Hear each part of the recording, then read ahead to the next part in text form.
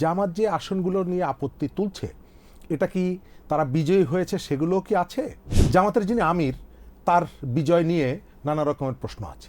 বিএনপির যে সাংগঠনিক ক্ষমতা বা জনপ্রিয়তা, এটি যদি জামাতের থাকতো তাহলে 5ই আগস্ট শেখ হাসিনা পালিয়ে যাওয়ার পর 3 মাসের বেশি সময় দিত না সরকারকে। বাংলাদেশের পলিটিক্সে আওয়ামী লীগ এবং বিএনপি এটা হচ্ছে রিয়েলিটি। জামাত এই যে আসনটা পেয়েছে, আগামী নির্বাচনে জামাত এখান থেকে অনেক নিচে চলে আসবে। ডেইলি টাইমসে বাংলাদেশের নিয়মিত টকশো টাইমস টকে আপনাদের স্বাগত জানাচ্ছি। আমি ইলিয়াস খান। আমাদের সঙ্গে আজকে অতিথি হিসেবে উপস্থিত আছেন বাংলাদেশ ছাত্র ইউনিয়নের সাবেক সভাপতি জনাব শরীফুজ্জামান। আপনাকে স্বাগত জানাচ্ছি। আপনি জানেন যে গতকাল জামায়াত ইসলামের যিনি মহাসচিব, তিনি বাইতুল মোকাররমের উত্তর গেটে এক বক্তৃতায় বলেছেন যে জামায়াত ইসলামী গত যে নির্বাচনটি হলো, এবং বলা হয় যে নির্বাচনটি নিয়ে খুব বেশি প্রশ্নই ওঠেনি, কিন্তু তারা একটি প্রশ্ন তুলেছে হঠাৎ করে যে জামাতে 168 থেকে 170টা সিট পেত, কিন্তু ইলেকশন ইঞ্জিনিয়ারিং কারণ তারা এই আসনগুলি পাননি, এবং তারা স্পেসিফিক দুজন সাবেক উপদেষ্টা, একজন সৈয়দ রিজওয়ান হাসান এবং খলিলুর রহমান, তাদের ব্যাপারেও কথা বলেছেন যে তারা এই জন্য দায়ী। কি বলবেন আপনি? ধন্যবাদ আপনাকে, ধন্যবাদ আপনার দর্শক এবং শ্রোতাদেরকে। আমাদের দেশের নির্বাচনকে ঘিরে পারস্পরিক সন্দেহ, অবিশ্বাস, এটা আমাদের রাজনৈতিক সংস্কৃতির অংশ। এবং খেয়াল করে দেখবেন যে জনগণ যে নির্বাচনগুলোকে ইতিবাচকভাবে গ্রহণ করে, বাংলাদেশে নির্বাচন নিয়ে প্রচুর প্রশ্ন আছে। আবার বাংলাদেশে এখানে তুলনামূলকভাবে 4টা নির্বাচন কেয়ারটেকার সরকারের অধীনে তুলনামূলকভাবে গ্রহণযোগ্য এবং সুষ্ঠু হয়েছে। কিন্তু তারপরেও যারা পরাজিত হয়েছেন তারা কিন্তু প্রশ্ন তুলেছেন। স্থানীয় সরকার নির্বাচন নিয়েও প্রশ্ন উঠেছে। এমন ঘটনাও ঘটেছে যে সন্ধ্যাবেলা পর্যন্ত যারা বলছেন যে নির্বাচন কারচুপি হয়েছে, সন্ধ্যার পরে ফলাফল পক্ষে আসার পরে তারা মেনেও নিয়েছেন। সেখান থেকে আমরা যদি বের হতে পারতাম ভালো হতো। জুলাইয়ের অভ্যুত্থানটা আমাদের কেবলমাত্র শাসকের পরিবর্তন না, সংস্কৃতির পরিবর্তনের কথাও মনে করিয়ে দেয়। কিন্তু সেই সংস্কৃতির পরিবর্তনটা যে হয়নি, তার সর্বশেষ উদাহরণ এটা। জামাত ইসলামের পক্ষ থেকে নির্বাচনের আগে তারা একটা হাইপ তুলেছিল, তারা নির্বাচনে বিজয়ী হবে। জামাতের শক্তি সামর্থ্য বেড়েছে, এটি অস্বীকার করা যাবে না। কিন্তু অনেকেই প্রশ্ন করেছে যে জামাত নির্বাচনে বিজয়ী হওয়ার মতন জায়গায় পৌঁছেছে কিনা। ভোটের আগে যতগুলো জরিপ হয়েছে, প্রায় প্রত্যেকটা জরিপ বলেছে যে একটা হাড্ডাহাড্ডি লড়াই হবে এবং বিএনপি এগিয়ে থাকবে। আপনি যদি ফলাফলটা দেখেন ভোটের, ওই যে জরিপের যে ধরনের ভবিষ্যৎবাণী করা হয়েছিল, প্রায় পুরোটাই সেই জায়গাটাই আছে। আমাদের পত্রিকাটি তো একটি জরিপ করা হয়েছিল, 205টি আসন পাবে বিএনপি, পেয়েছে 209টি। তো এই ধরনের যে জায়গাগুলো, কিন্তু জামাতের পক্ষ থেকে আপত্তি অনেক জায়গা থেকে তোলা যায়, জামাতের পক্ষ থেকে তোলা হয়েছে। এখন জামাত যে আসনগুলো নিয়ে আপত্তি তুলছে, এটা কি তারা বিজয়ী হয়েছে সেগুলো কি আছে, নাকি তারা কেবলমাত্র যেখানে পরাজিত হয়েছে সেখানেই আছে? জামাতের যিনি আমির, তার বিজয় নিয়ে নানা রকমের প্রশ্ন আছে। তাদের জোটের যে এনসিপির প্রধান, তার বিজয় নিয়েও তো প্রশ্ন আছে। কিন্তু বিএনপি এই প্রশ্নটি তুলছে না, সাংগঠনিকভাবে তুলছে না, হয়তো বিচ্ছিন্নভাবে কেউ কেউ তুলছে। জামাত নির্বাচনের আগে একটা হাইপ তুলেছিল, এবং আমি মনে করি যেটা জামাতের যতটুকু সাংগঠনিক ক্ষমতা, তাদের যতটুকু সাংগঠনিক দক্ষতা এবং যত ধরনের তাদের ক্যাপাসিটি আছে, পুরোপুরি তারা এবার ব্যবহার করেছে। এবং কর্মীদের মধ্যে একটা বাসনা তারা তৈরি করেছিল, আকাঙ্ক্ষা তৈরি করেছিল যে আমরা এবার ক্ষমতায় যাব। কিন্তু এই হাইপটা একদিকে তুলেছে, আবার তারা কতগুলো কর্মকাণ্ড একেবারে ডিজাস্টার ঘটিয়ে দিয়েছে। যেমন গত 1.5 বছর জামাত প্রচুর সুযোগ পেয়েছে সরকারের কাছ থেকে, রাষ্ট্রের কাছ থেকে। আপনি অন্যান্য রাজনৈতিক দলগুলো, তারা নমিনেশন সাবমিট করার আগ পর্যন্ত জানা যায়নি যে কে এই আসনে নির্বাচন করবে।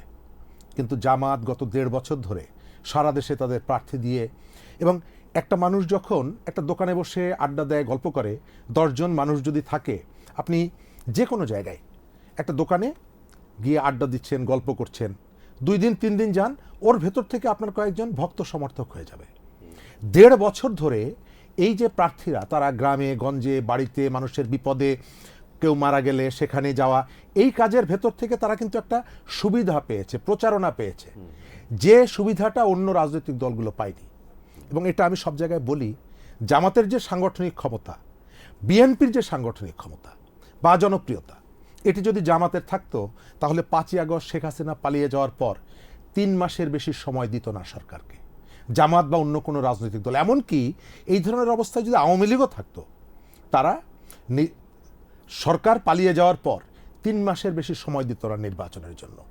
কিন্তু বিএনপি একটা ইতিবাচক অর্থবহ পরিবর্তনের জন্য একটা দীর্ঘ সময় কিন্তু বিএনপি দিয়েছে। তখনও নির্বাচন হলে ফলাফলটা হয়তো এমনই হতো, কিন্তু বিএনপি একটা পরিবর্তন চায় বলে তার কতগুলো আকাঙ্ক্ষার জায়গা থেকে তার কিন্তু ইতিবাচক দৃষ্টিভঙ্গিটা বোঝা যায় এখানে। ওই সময় বিএনপি যদি আরও চাপ দিত, নির্বাচনটা হয়তো সে করিয়ে নিতে পারত। কিন্তু এর ভেতর থেকে যতটুকু পরিবর্তনের জন্য আলাপ আলোচনা, এই জায়গাটা রুদ্ধ হয়ে যেত।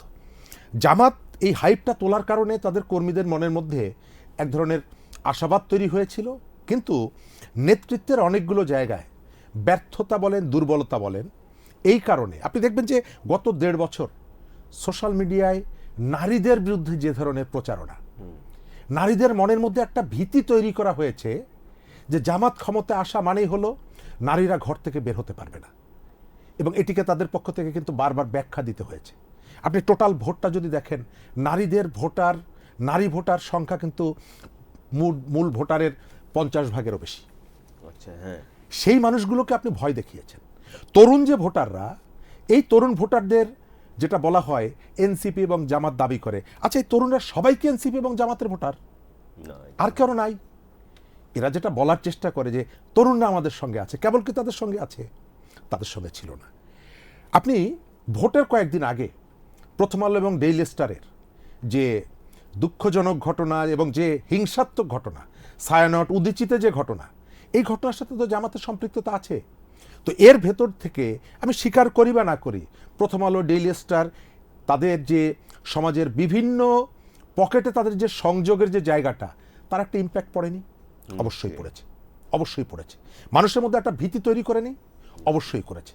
আপনি ছায়ানটের উপরে আক্রমণ মানুষের মধ্যে একটা শঙ্কা তৈরি করেছে, এবং জামাত যে কৌশলগুলো অবলম্বন করেছিল, শেষকালে এসে সেই কৌশল বুমেরাং হয়েছে, ভোটের জায়গা থেকে তারা কাছাকাছি এসেছে, কিন্তু তারা পরাজিত হয়ে গেছে অনেকগুলো আসনে। এখন আমি যেটা দেখি, আমি যেটা বুঝি, জামাতের নেতৃত্ব, আপনার পরিষ্কার মনে থাকার কথা, 71 প্রশ্নে জামাতের কয়েকজন নেতা যেভাবে দম্ভের সাথে কথা বলেছে, মিয়া গোলাম পারওয়ার, আমি এখনো দেখতে পাচ্ছি ভিডিওটা, তিনি বলছেন যে ওই সমস্ত পুরনো বস্তা পচা রাজনীতি ফেলে দেন, মুক্তিযুদ্ধ বস্তা পচা রাজনীতি ফেলে দেন, এই কথাগুলো বলছেন। এই 71 এগুলো এখন আর চলবে না, এগুলো মানুষ খায় না, এই ধরনের কথাবার্তা বলার কারণে তার অনিবার্য পরিণতি হয়েছে এবার। দ্বিতীয়ত, এটি আমার ব্যক্তিগত অবজারভেশন, বাংলাদেশের পলিটিক্সে আওয়ামী লীগ এবং বিএনপি এটা হচ্ছে রিয়েলিটি, এটি বাস্তবতা। এদের মধ্যে কোনো একটা শক্তি যদি না থাকে, সেই সুবিধাটা জামাতের কাছে যায়। জামাত নিয়েছে, কিন্তু বাংলাদেশের অনেকেই বলে যে জামাত ক্ষমতায় যেতে পারলো না। আমি জিজ্ঞেস করি, জামাতের কি আসলে ক্ষমতা যাওয়ার কথা ছিল? তার তো ক্ষমতা যাওয়ার কথা না। সে 3 আসন, 13 আসন, সেখান থেকে সে 70 আসন পেয়েছে। এর থেকে আর কত দূর সে এগোবে? এখন তারা যে বক্তব্যটা নিয়ে এসেছে, আমার ধারণা তার নেতৃত্বের যে ব্যর্থতা, নেতৃত্ব যে ধরনের হাইপটা তুলেছিল কর্মীদের মধ্যে, এর তো একটা রিপারকেশন আছে। আপনি 50 বছর 70 বছর ধরে একটা পলিটিক্স করছেন, এবার জামাত কিন্তু আল্লাহর আইনের কোনো স্লোগান দেয়নি, অথচ জামাতের বেসিক জায়গাটা হচ্ছে সে শরিয়া আইন প্রবর্তন করতে চায়। তো তার নেতৃত্ব যখন, কর্মীরা যখন জিজ্ঞেস করবে যে আপনি শরিয়া আইনের কথা বলে আমাকে জামাতের পলিটিক্সে যুক্ত করেছিলেন, আপনি এখানে ধর্মীয় যে বিভাজনটা ছিল, জামাত কেন হিন্দু প্রার্থী করবে, জামাত কেন মন্দিরে গেল, এর ভেতর থেকে তারা দীর্ঘদিনের যে তার ফিলোসফিক্যাল যে গ্রাউন্ডগুলো ছিল, সেখান থেকে তার যে স্খলনটা ঘটেছে, পিছিয়ে এসেছে, এটি নিয়ে কর্মীরা যাতে প্রশ্ন করতে না পারে, আমার ধারণা সেই কারণে এই ধরনের একটা বক্তব্য নিয়ে আসা হয়েছে। জামাতের কেউ থাকলে আমি তাকে জিজ্ঞেস করতাম যে আপনারা 2 জন উপদেষ্টাকে অভিযুক্ত করছেন, তো 2 জন উপদেষ্টা তো ভোট কেন্দ্রে গিয়ে ভোট কাটেনি, ভোট কাটেনি, ফলাফল তো তারা পাল্টায়নি, তো তারা কি সমস্ত ডিসিদেরকে বলে বলে ফলাফল পাল্টিয়েছে? তাহলে আপনি ডিসির বিরুদ্ধে কথা বলছেন না কেন? তাহলে ইলেকশন কমিশন, এই ইলেকশনটা কন্ডাক্ট করেছে তো ইলেকশন কমিশন, তাহলে মাত্র 2 জন উপদেষ্টা এটি করতে পারলো, কার মাধ্যমে করেছে? নিজেরা তো যায়নি। তাহলে তারা কি উপদেষ্টা, 2 উপদেষ্টার বাইরে একটা বাস যদি দুর্ঘটনা ঘটে, আমরা কি বাসের কন্ডাক্টরকে দায়ী করি নাকি ড্রাইভারকে দায়ী করি? সরকারটা ড্রাইভার তো ছিলেন ডক্টর ইউনূস। জি, জামাতকে ডক্টর ইউনূসকে নিয়ে কথা বলছে না। তারা ইলেকশনের যে মেইন দায়িত্বটা পালন করলো সেনাবাহিনী, ইলেকশন কমিশন, অন্যান্য যে স্টেক হোল্ডাররা ছিল, কারো বিরুদ্ধে বলছে না, মাত্র 2 জন উপদেষ্টার বিরুদ্ধে বলছে। কেন? তাদের বিরুদ্ধে বিচার বিভাগীয় তদন্ত ইত্যাদি ইত্যাদি বলছে।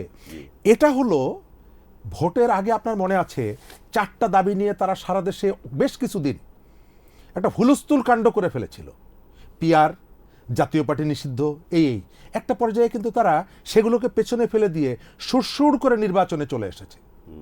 আজকে এই ঘটনাটা আমার ধারণা যে সরকারকে এক ধরনের প্রেশার ক্রিয়েট করা, অন্যান্য যে জায়গাগুলোতে তারা সুযোগ সুবিধা পাওয়ার সম্ভাবনা আছে সেই জায়গাগুলোতে যাতে এনশিওর করা যায়।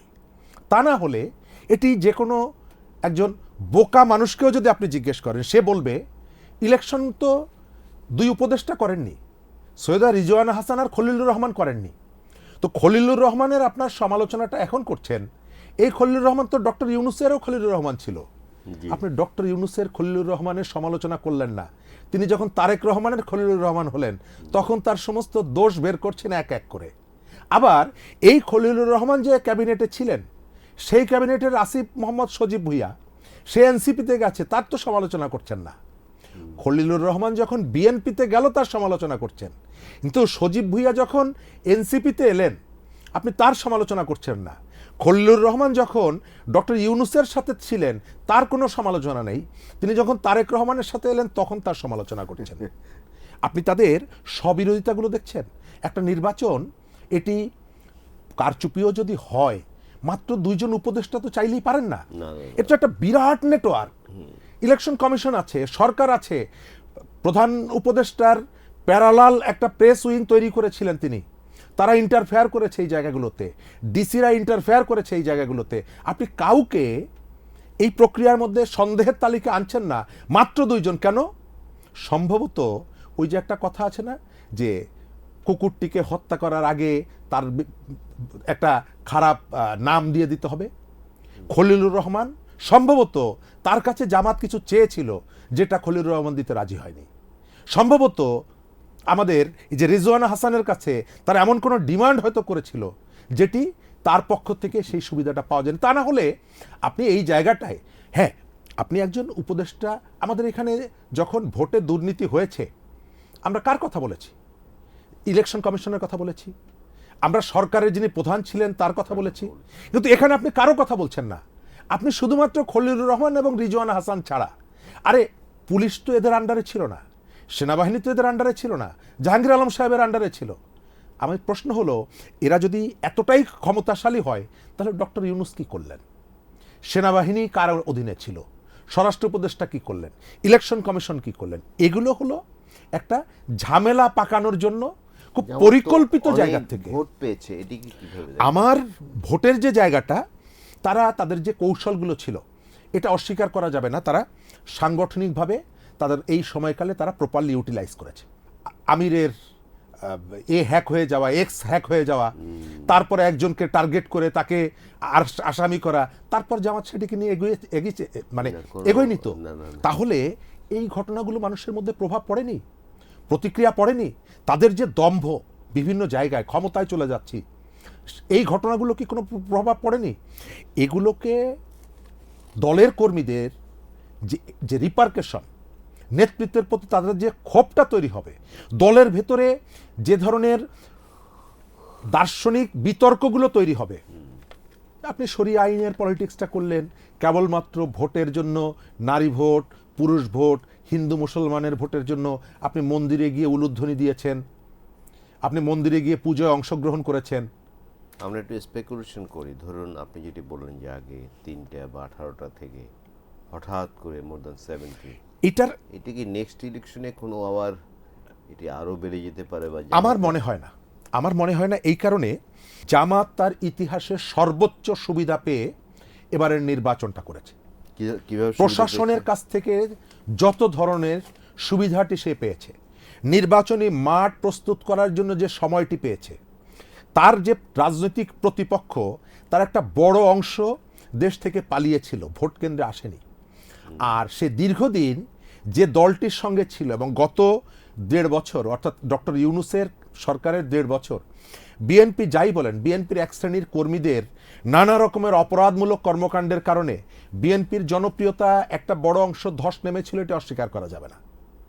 তারপরে মানুষ বিরক্ত হয়েছে, এটা অস্বীকার করা যাবে না। এমনকি বিএনপি যারা করেন তাদেরও একটা অংশ বিএনপির এই কর্মকাণ্ডের প্রতি মানে হৃদয়ের রক্তক্ষরণ নিয়ে বিএনপির বিরুদ্ধে দাঁড়িয়েছে। আর আপনি ইয়াংদের মধ্যে বিভিন্ন বিশ্ববিদ্যালয়গুলো ছাত্র সংসদ নির্বাচন যে হাইপটা আপনি তুলেছেন, তার তো ফলাফলটা জামাতের কাছে গেছে। আপনি কি এই ধরনের একটা পরিবেশ বা পরিস্থিতি পরবর্তী নির্বাচনের সময় তৈরি করতে পারবেন? এই নিশ্চয়তা কি কেবলমাত্র দলীয় ক্যাডার নিয়ে নির্বাচনে জয়লাভ করা যায় না। সাধারণ মানুষের ভোট একটা ইম্পর্টেন্ট। এবং ওই ফিলোসফিতে একটা কথা আছে যে এক নদীতে আপনি বারবার গোসল করতে পারেন না, অর্থাৎ আমাদের সময়ের সঙ্গে সঙ্গে সিচুয়েশন পরিবর্তন হয়, অবস্থা পরিবর্তন হয়। সুতরাং জামাত এই যে আসনটা পেয়েছে, আমার যেটা ধারণা আগামী নির্বাচনে জামাত এখান থেকে অনেক নিচে চলে আসবে। এখন আমরা একটু ইরান ইসরায়েল যুদ্ধ নিয়ে আলোচনা করি। আপনি জানেন যে আমাদের যে পেট্রোল পাম্পগুলো, আমি অন্যান্য সংকটের কথা বাদই দিলাম, বিশাল লাইন পড়েছে, কারণ তেলের দাম বাড়ছে এবং ধারণা করছে যে কিছুদিন পর আর তেল পাওয়া নাও যেতে পারে। এই যে ইরানের যে যুদ্ধটা, মধ্যপ্রাচ্যের যুদ্ধটা, এটা এখন প্রায় প্রতি বছর কোথাও না কোথাও যুদ্ধটা হচ্ছে এবং মধ্যপ্রাচ্যের শাসকদের অনৈক্যের সুযোগ নিচ্ছে আমেরিকার মতন দেশগুলো। আমেরিকা এখানে তার শক্তি দিয়ে সারা পৃথিবীকে যে ধরনের এক অরাজক অবস্থা তৈরি করেছে, একসময় সোভিয়েত ইউনিয়ন থাকার কারণে যে পৃথিবীর যে ব্যালেন্সটা ছিল, সেই ব্যালেন্সটা এখন নেই। আমেরিকা সারা পৃথিবীকে তার অর্থনীতি দিয়ে কন্ট্রোল করত, কিন্তু এখন অবস্থাটা এমন দাঁড়িয়েছে আমেরিকার ইকোনমির প্যারালাল চায়না একটা ইকোনমি ডেভেলপ করেছে এবং কোনো কোনো জায়গায় আমেরিকার ইকোনমি চায়নার ইকোনমির কাছে মার খাচ্ছে। এই জায়গাটায় আমেরিকা তার যে প্রভাবটা, তার যে দখলদারিত্বটা টিকিয়ে রাখার একমাত্র মাধ্যম হচ্ছে যুদ্ধ এবং অস্ত্র ব্যবসা। যুদ্ধ যখন হয় অস্ত্র ব্যবসাটা বাড়ে, আমেরিকা সেই পথে গেছে।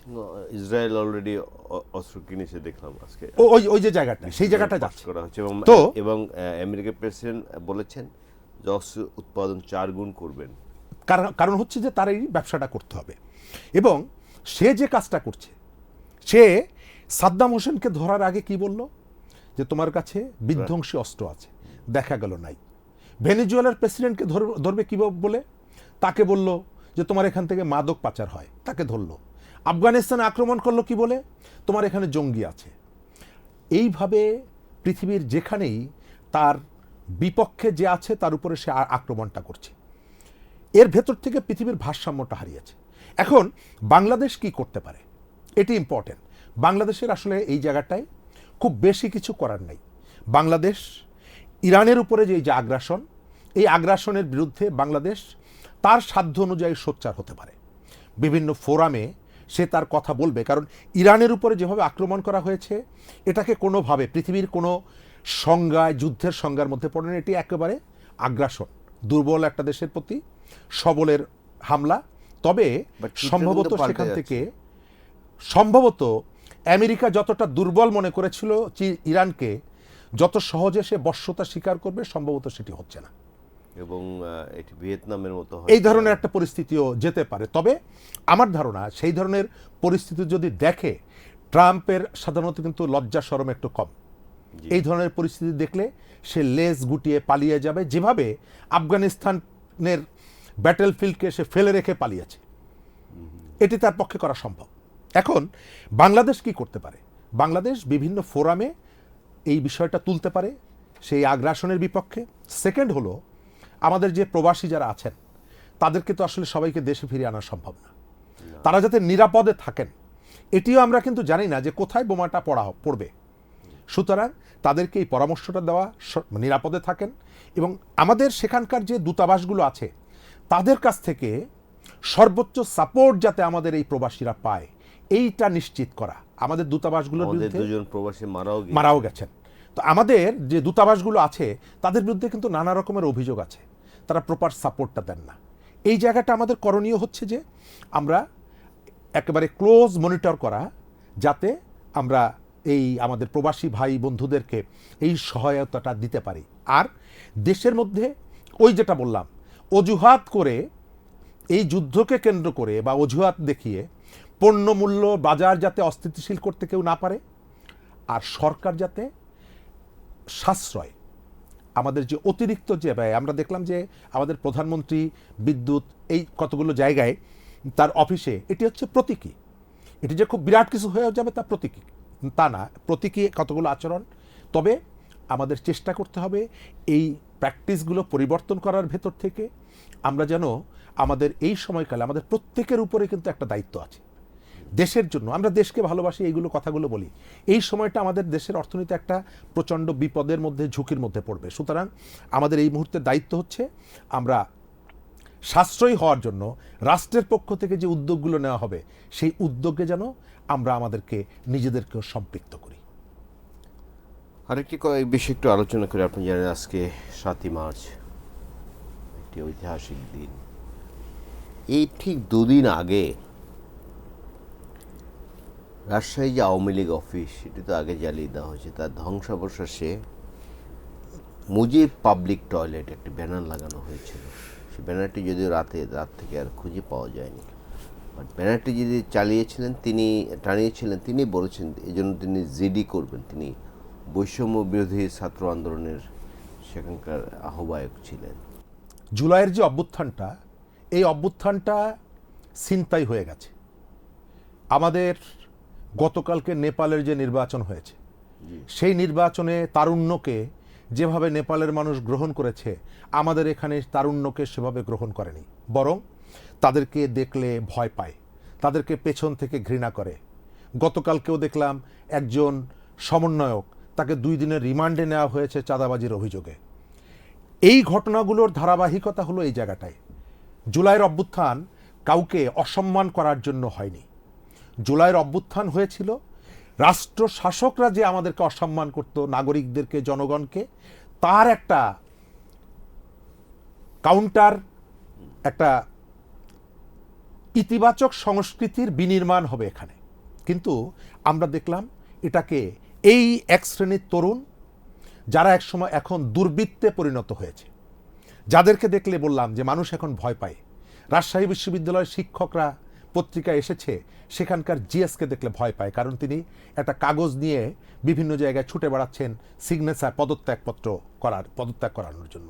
এই কাজটা তার না, কিন্তু এরা আইন হাতে তুলে নিচ্ছেন। 7ই মার্চ বাংলাদেশের মুক্তির যে লড়াই, এই লড়াইটা একদিনে হয়নি বা 9 মাসেও হয়নি, এটা 1000 বছরের লড়াই। এই লড়াইয়ে ফকির বিদ্রোহ, সন্ন্যাসী বিদ্রোহ, তিতুমিরের লড়াই, বহু ধরনের লড়াই আছে, ভাষা আন্দোলন, 6 দফার আন্দোলন। এই ধারাবাহিক লড়াইয়ে 7 মার্চ একটা খুব গুরুত্বপূর্ণ একটা দিন।